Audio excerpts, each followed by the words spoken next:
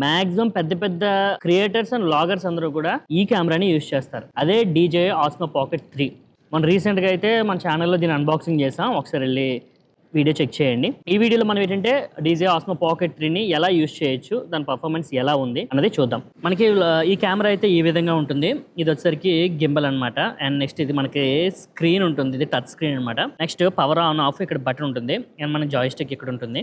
So దీన్ని మనం on చేయాలనుకుంటే ఈ పవర్ బటన్ ఆన్ చేయొచ్చు, లేదనుకుంటే స్క్రీన్ రొటేట్ చేస్తే మనకి ఇలా ఆన్ అవుతుంది.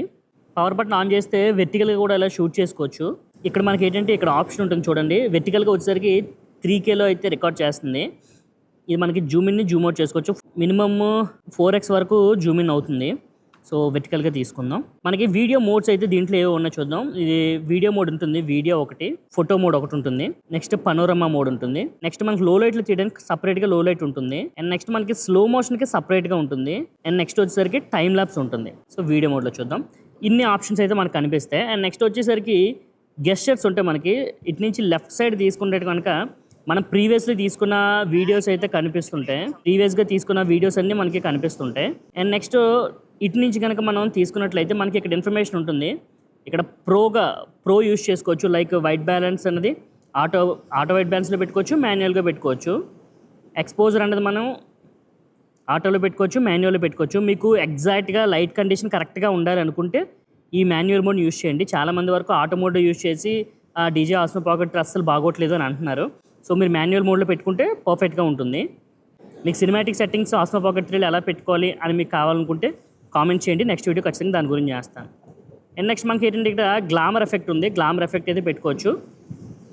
నెక్స్ట్ కలర్ మనకి ఇది HLG 10 బిట్లో ఉంటుంది, D-Log Mలో 10 బిట్లో ఉంటుంది, నెక్స్ట్ నార్మల్ 10 బిట్లో ఉంటుంది. వీడియో అయితే 10 బిట్లో షూట్ చేస్తుంది, 4K 120 FPS వరకు షూట్ చేస్తుంది అనమాట.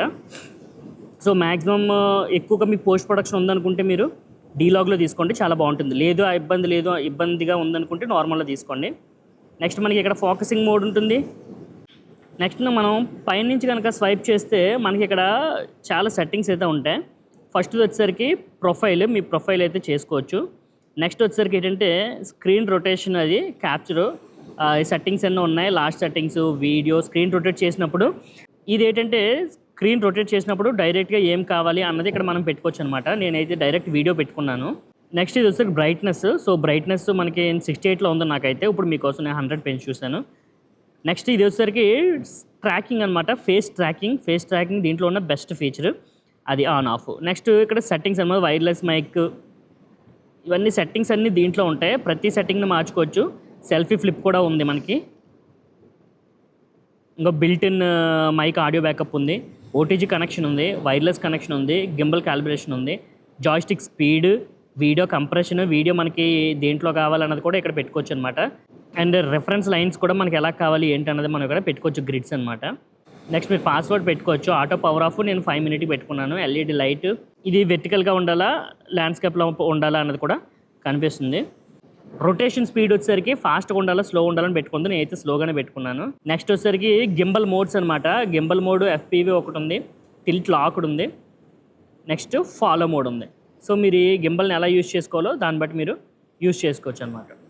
అండ్ నెక్స్ట్ మనం ఇలాగ ఉంటే సెల్ఫీలా తీసుకోవాలనుకుంటే ఇక్కడ ఆప్షన్ నొక్కితే మనకి డైరెక్ట్ వస్తుంది చూడండి. సో ఫేస్ ట్రాకింగ్ ఉంది కాబట్టి ఆటోమేటిక్గా నా ఫేస్ ఎటు ఉందో అటు చూపిస్తుంది అనమాట.